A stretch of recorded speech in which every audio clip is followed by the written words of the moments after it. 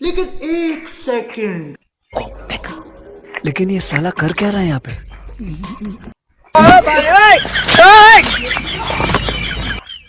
ये सब क्या देखना पड़ रहा है? কি করিস তোরা বসতে? তো বসে আছে আর কি করবো। তাহলে আমি একটা প্রশ্ন করি,